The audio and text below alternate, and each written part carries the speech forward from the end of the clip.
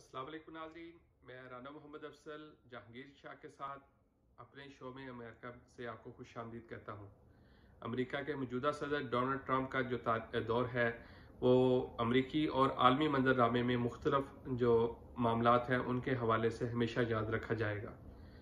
Donald Trump ने अपने दौर इक़्तिदार के आखिरी साल में इसराइल के दीगर इस्लामी ममालिक के साथ ताल्लुकात की बहाली को अपना मिशन बनाया और इसे डील ऑफ द सेंचुरी करार दिया गया। इस सिलसिले में इंतहाई अहम पेशरफ्त उस वक्त हुई जब मुत्तहिदा अरब अमारात की जानब से इसराइल को तस्लीम किया गया, और इस खबर की अहमियत का अंदाज़ा इस बात से भी लगाया जा सकता है कि डोनाल्ड ट्रंप ने इस खबर का इंकशाफ खुद किया और इसे डील ऑफ द सेंचुरी करार दिया। अरब ममालिक के बाद पाकिस्तान पर इसराइल को तस्लीम किए जाने के हवाले से दबाव बढ़ रहा है। वज़ीर आज़म इमरान खान के बार बार इनकार करने के बावजूद मुख्तलिफ हवालों से ये बात की जा रही है कि पाकिस्तान इसराइल को तस्लीम करने जा रहा है। इस सिलसिले में हालिया दिनों में यह बात भी सामने आई कि पाकिस्तान का एक गैर सरकारी वफद गैर सरकारी तौर पर इसराइल का दौरा किया। इस हवाले से हम जहांगीर शाह से बात करेंगे कि आखिर क्या वजह है कि इसराइल को तस्लीम किए जाने के हवाले से पाकिस्तान की हाँ क्यों जरूरी है। जी जहांगीर शाह, इस हवाले से आप क्या कहना चाहते हैं?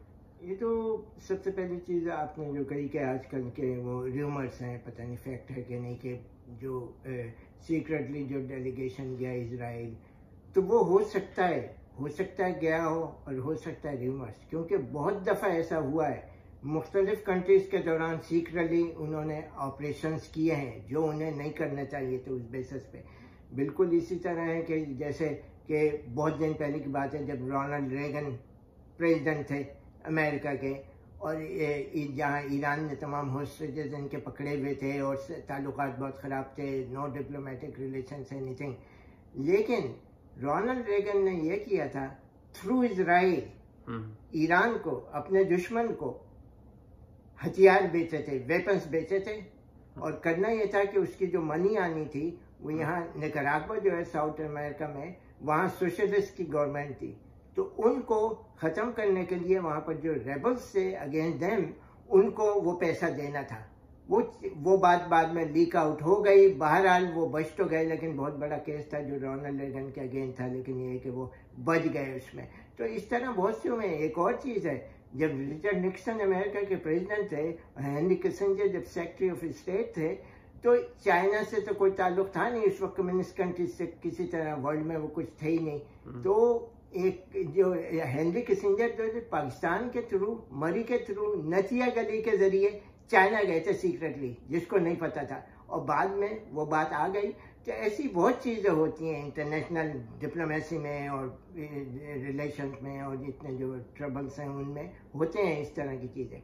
अब इजराइल का जो मानने का है, जो मैं समझता हूँ वो ये है कि इजराइल के एग्जिस्टेंस जो है वो इट्स अ रियलिटी, आप उसको एक्सेप्ट करें या ना करें।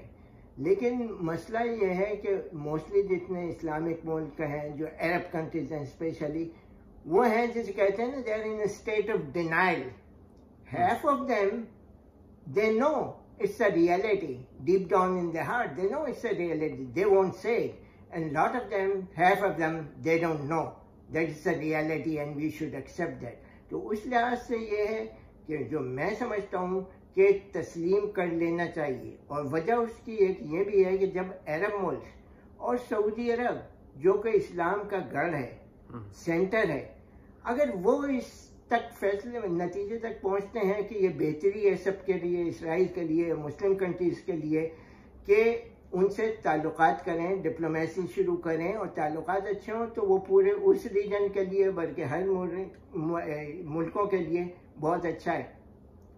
पाकिस्तान के लिहाज से भी जो मैं समझता हूँ कि उसको रिकग्नाइज करना चाहिए, और वजह यह है कि इस रीजन में या तो इजराइल है, और इजराइल की इस चीज़ को कोई डिनाई नहीं कर सकता। डिनाई करते हैं सब, लेकिन फैक्ट ये है कि भाई उनके पास हाई टेक्नोलॉजी है, उनके पास मोर एजुकेशन है, मोर उनका जो है डिफेंस जो है one of the best army, best intelligence.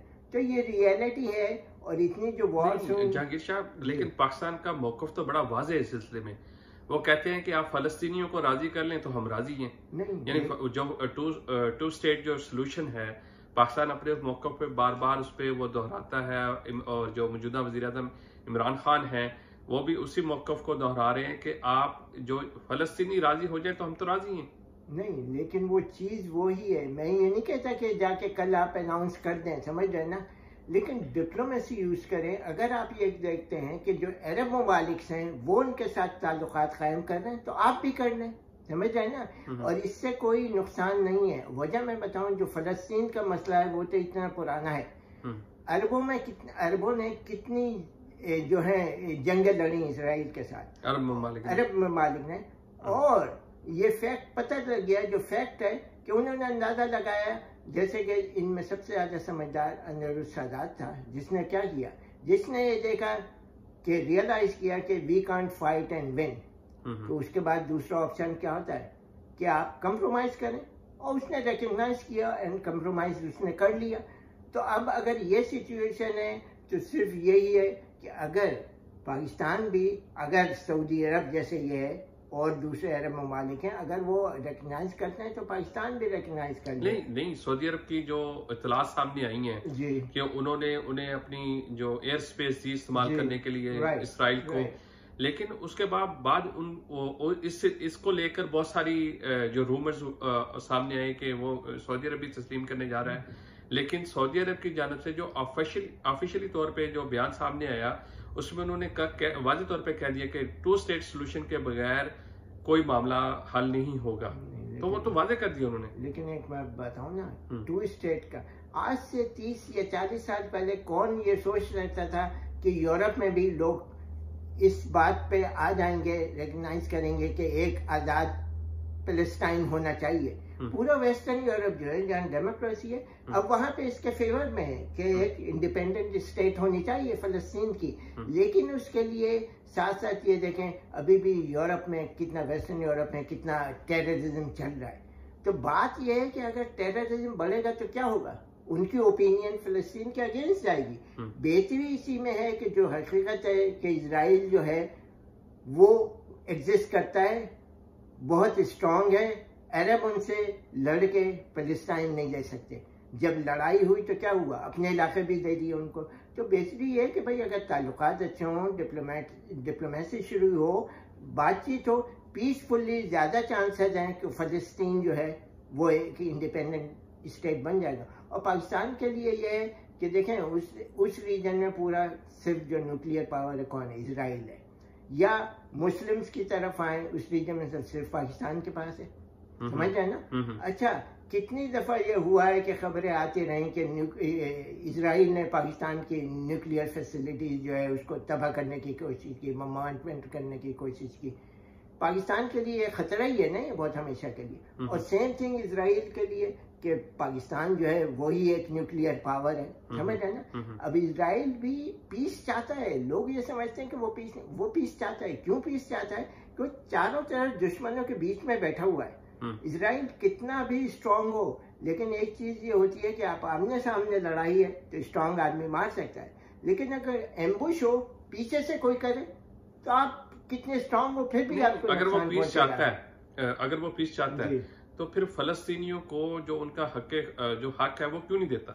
नहीं, उसकी क्या वजह? हक की तो वही बात है कि दुनिया में जो प्रॉब्लम इस तरह के फैले हुए हैं, जैसे कश्मीर का मसला है, वहाँ कुर्दों का मसला है, इसी तरह फलस्तीन का मसला है, वो इसी तरह है कि जब किसी का हिस्सा है या वो आ गई है तो वो उसको ऐसे नहीं दे सकते कि हम देने जा रहे हैं, समझ रहे हैं। लेकिन अगर पिछले 30-35 साल में देखें तो चेंज हो रही है वो चीज, वो भी कहते हैं। लेकिन ये कि वो खौफ और डर से इसलिए रहते हैं, चारों तरफ ये बैठे हैं, मिसाइल अभी भी उनके ऊपर मारे जाते हैं, तो वो तो ये कहते हैं कि भाई बातचीत हो और पीस हो। अगर ये मुसलमान मुल्क इस हकीकत को मान लें और वहां पे उनके साथ अगर ताल्लुकात सही हो, डिप्लोमेसी शुरू हो जाए, पीस बढ़ेगा, और एक वक्त आएगा जब वहां के फैसला हो जाएगा। लेकिन ये मार तोड़ से ना कोई फैसला अब तक हुआ है, फायदा हुआ है, ना कोई लगता है कि फायदा होगा। अच्छा जहांगीर शाह, मेरे जहन में एक सवाल उठता है कि जैसे अब कुछ अरब ममालिक ने इसराइल को तस्लीम किया है, लेकिन इसराइल की ख्वाहिश है, गालिबन रोज़े अव्वल से उसकी ख्वाहिश होगी कि पाकिस्तान उसको तस्लीम करे। तो क्या मैं ये कहने में हक बजानब होगा कि पाकिस्तान की जो हाँ है उसे आलम इस्लाम की हाँ कहा जाए कि अगर पाकिस्तान अगर तस्लीम कर लेता है तो इसराइल के बहुत सारे जो मसाइल है वो हल हो जाएंगे? भाई ओवरऑल तो सही है, जब ऐसी बात चीजें होती हैं ना मॉरल सपोर्ट, आप मॉरल सपोर्ट रखें, समझ रहे हैं। अब एक मुल्क की पाकिस्तान जैसे मुल्क जो कि अपनी अंदरूनी हालत कभी सही नहीं हुई, मुश्किल में रहे और दुनिया के दूसरे जो इश्यूज हैं उनको सॉल्व करने के लिए जा रहे हैं, इसमें कोई अक्लमंदी नहीं है। बहुत जगहों पे जहाँ होती है डिप्लोमेसी यूज करनी पड़ती है। अब इसी तरह की बात है जैसे कि सऊदी अरब में जो है इस वक्त पाकिस्तान के ताल्लुकात सही नहीं है, टेंस हैं।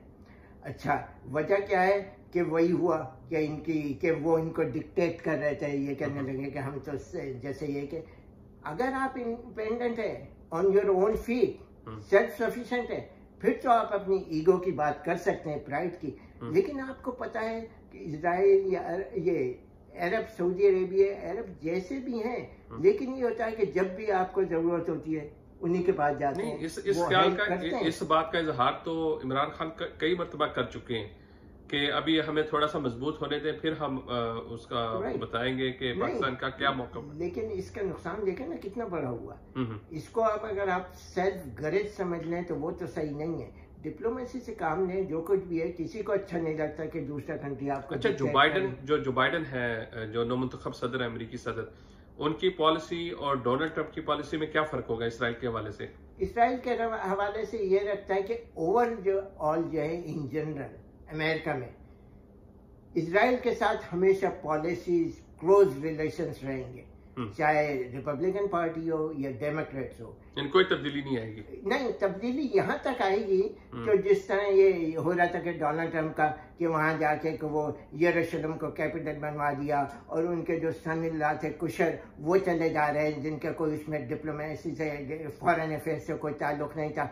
वो चीजें तो नहीं होंगी, लेकिन ओवरऑल जहाँ तक वहां से ताल्लुकात का ताल्लुक है वो कोई चेंज नहीं होती। वजह यही है कि अमेरिका में, इवन अमेरिका क्या है, ज्यूज जो हैं भाई उनके पास पावर है। तमाम बड़े businesses, company, news media, Hollywood सब वही ओन करते हैं। तो भाई anybody who got power, control. तो जिसने एक आध दफा पहले हुआ भी कि अगर किसी अमेरिकन पॉलिटिशियन ने इस तरह बोल दिया कुछ अगेंस्ट इजराइल, बाद में उनको वो डिनाई करना पड़ा, अपोलोजाइज, क्योंकि पता है कि उनके बगैर आगे नहीं चल सकते।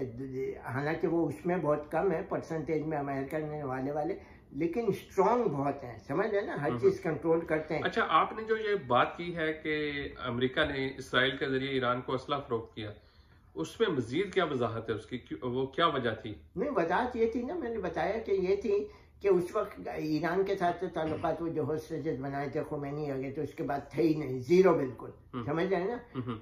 और हर तरह की सैंक्शंस नहीं, सैंक्शंस होने के बावजूद और डिप्लोमेटिक रिलेशन नहीं थे, उसके बावजूद रेगन ने यह किया कि उनको पैसा चाहिए था इनको देने के लिए, रेबल्स को, निकाराग्वा में कम्युनिस्ट गवर्नमेंट को ओवरथ्रो करने के लिए, उनको सपोर्ट करने के लिए इसने किया थ्रू इजराइल। उनको खुद तो कर ही नहीं सकते, सीक्रेटली थ्रू इजराइल ईरान को वेपन्स बेचे, उसका जो पैसा आया वो इधर डाइवर्ट किया जाके इनको दिया, रेबल्स को वहां पे दिया। तो इस तरह की, जैसे मैं कह रहा हूं कि वक्त और जरूरत के हिसाब से चीजें करनी पड़ती हैं, समझ रहे हैं ना। डिप्लोमेसी इस्तेमाल करनी पड़ती है क्योंकि ये वर्ल्ड इंटरनेशनल डिप्लोमेसी में और इवन अपने मुल्क के अंदर कोई पर्सनल कोई फ्रेंड नहीं होता, समझ रहे हैं ना, कोई पर्सनल फ्रेंड नहीं होता। जरूरत और हालात के लिहाज से उनसे ताल्लुकात किए जाते हैं। जैसे मिसाल देखें, अमेरिका और पाकिस्तान की हमेशा से हर दौर में डिफरेंट ताल्लुकात है। जब जरूरत थी अमेरिका को और हमारी जरूरत होती है, ताल्लुकात अच्छे हो जाते हैं। जब ये है कि उनको ऐसी जरूरत नहीं होती, जब अमेरिका में पाकिस्तान में अमेरिका का एयरफोर्स बेस था अयूब खान के जमाने में, तो जब अयूब खान अमेरिका आए हैं, जबकि वो तो एक फौजी लीडर थे, कोई इलेक्टेड नहीं थे, उनको जो इस्तकबाल हुआ है अमेरिका में, आज तक किसी Pakistani head of the state को, ना सिर्फ पाकिस्तान के बल्कि दूसरे मुल्क के प्रेसिडेंट जो है अमेरिका का, कभी भी किसी को रिसीव करने एयरपोर्ट पे नहीं जाता। कैनेडी अपनी वाइफ के साथ, जैकुलिन के साथ, इनको एयरपोर्ट रिसीव करने गया। यहाँ पे किसी को गार्ड ऑफ ऑनर नहीं मिलता, अयूब खान को गार्ड ऑफ ऑनर मिला। यूएस कांग्रेस से सेनेट की जॉइंट कमेटी से उसने खिताब किया। पब्लिक परेड नहीं होती है किसी की, सिर्फ यहाँ के बड़े बड़े हीरोज की होती हैं, उसके लिए पब्लिक परेड हुई तो उस वक्त जरूरत थी। और फिर वक्त आया, मैं दूसरी बात बताऊँ, एक वक्त आया कि जब जुल्फिकार अली भुट्टो जब प्राइम मिनिस्टर थे, वो अमेरिका के दौरे पे आ रहे थे, रिचर्ड निक्सन प्रेसिडेंट था, और थ्रू यूरोप। अच्छा, वो तो चूंकि ये था कि वो सोशलिस्ट गवर्नमेंट थी जिसको ये कहते थे, समझ रहे ना, वो आधे रास्ते आए, यूरोप तक आए, वहां से आया वैसे कि वो निक्सन जो है ना, he can't see him, he has influenza. तो कितनी बड़ी बात है ये कि उनको डिनाई कर दिया मिलने से और वो वापस आ गए। तो ये एक वक्त है जब उनको नहीं चाहिए थे जरूरत या अगेंस्ट है तो ये हो जाता है। और बिल्कुल इसी तरह कि जब न्यूक्लियर प्लान वहाँ पे चल रहा था पाकिस्तान में, जब जरूरत से अफगानिस्तान की वार होती है तो ये कि U turn your head other way. और फिर वही चीज जब ताल्लुकात खराब हुए तो तमाम एड बंद कर दी कि जब न्यूक्लियर उन्होंने वो किया था, एक्सपेरिमेंट किया था सब था। तो ये है कि जरूरत ये है कि भाई अगर बेहतर है सबके लिए, पाकिस्तान के लिए, अरब्स के लिए, तो उसको ये कि एक्सेप्ट कर ले। नाज़रीन, पाकिस्तान के सरकारी वफूद की गैर सरकारी सतह पर इसराइल जाने की खबरों आम हैं। इससे पहले भी कई सरकारी वफूद जो हैं वो गैर सरकारी सतह पर इसराइल का दौरा कर चुके हैं। आने वाले दिनों में क्या होता है इसका अंदाजा जो बाइडेन के इक़्तिदार संभालने के बाद होगा। इसी के साथ हमें इजाजत दीजिए, अपना बहुत सारा ख्याल रखिए और हमारे चैनल को सब्सक्राइब कीजिए। शुक्रिया।